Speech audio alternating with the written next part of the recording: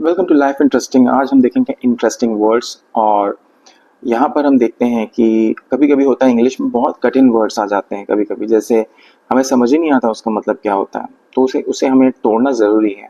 हमें डरना नहीं चाहिए। जैसे for example though, although, even though, however, nonetheless, nevertheless, whatsoever. Okay, तो हम आज इसी चीज के एक कड़ी को तोड़ने जा रहे हैं। ठीक है, तो अब ये जो सेट ऑफ वर्ड्स है, ठीक है, ये जो सेट ऑफ वर्ड्स है, इनका सिर्फ एक ही मीनिंग होता है। इनका मीनिंग होता है कॉन्ट्रास्ट बताना। अब जैसे थोड़ा मैं कोशिश करता समझाने की, हालांकि, फिर भी, के बावजूद। जैसे कॉन्ट्रास्ट होता है ना, जैसे दो सेंटेंस जैसे होता है।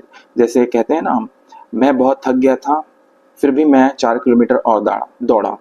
ठीक है, तो मैं थक गया था और मैं 4 किलोमीटर दौड़ा, दोनों बिल्कुल अपोजिट चीज है। क्योंकि हम जब थकते हैं तो हम दौड़ना बंद कर देते हैं, लेकिन हम क्या कर रहे हैं, यहाँ पर हम थक गए हैं लेकिन हम दौड़ भी रहे हैं। राइट। तो ये चीज है कि ये जो चीजें हैं, इसी चीज को, कॉन्ट्रास्ट को बताने के लिए ये सब यूज होते हैं। जैसे for example, he was tired although he continued, sorry, though he was tired he still continued to run. है ना, दो का यूज किया मैंने। और फिर ऐसे ही ऑल दो होगा, although he was tired he still continued to run. है ना। और जैसे फॉर एग्जाम्पल नेवरदलेस, नॉनदलेस का हो जाता है। जैसे ही वॉज टायर्ड, अब यहाँ फुल स्टॉप हो जाएगा। How ever he worked, he was tired, nevertheless he continued working. है ना। तो ये सब जो चीजें हैं, ये सब इन कॉन्ट्रास्ट को बताने के लिए इन सब चीजों का यूज होता है, और सबका एक ही मीनिंग होता है, हालांकि, फिर भी, के बावजूद, है ना, लेकिन। है ना, ये कनेक्ट करते हैं, कनेक्शन को शो करते हैं। अब लेकिन अब मुझे सवाल ये आएगा कि आप इतने सारे वर्ड्स क्यों, इतने एक ही मीनिंग है तो इतने सारे क्यों वर्ड्स हैं भाई। तो मैं आपको एक जल्दी से 1 मिनट में बताता हूँ कि जैसे कभी कभी क्या होता है, एक हम फॉर्मेलिटी वाली चीजें यूज करते हैं, जैसे दो, है ना, ऑल दो, व्हाट्सोएवर, हाउसोएवर, ये सब चीजें हैं। ये हम फॉर्मेलिटी पे भी डिपेंड करती है कौन सी वर्ड यूज करेंगे।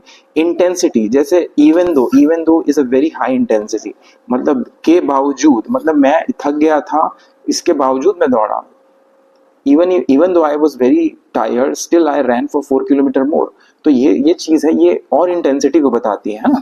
तो इंटेंसिटी, और कुछ चीजें ग्रामेटिकल भी होते हैं, पोजीशन, जैसे कभी कभी वर्ब के फॉर्म में यूज होना होता है, कभी कभी किसी और फॉर्म में यूज होना, नाउन के फॉर्म में, कभी कभी फुल स्टॉप के पहले होना होता है। तो ये सब टेक्निकल चीजें जिसको हम आगे देख लेंगे। बाकी मैं ये कहना की कोशिश कर रहा था कि ये इतनी कठिन चीज नहीं है जितनी हम समझते हैं, यहाँ हमको समझाने वाला नहीं होता है। तो यही है, इस कहने का मतलब है कि ये सारे चीजों की मीनिंग एक होते हैं, इनकी ये डिपेंड बहुत सारी चीजों पे होते हैं, जैसे फॉर्मेलिटी पे, इंटेंसिटी पे, पोजीशन पे। ठीक है, तो हम ऐसे ही अब जैसे व्हाट्सएवर को थोड़ा अलग कर देंगे कि व्हाट्सएवर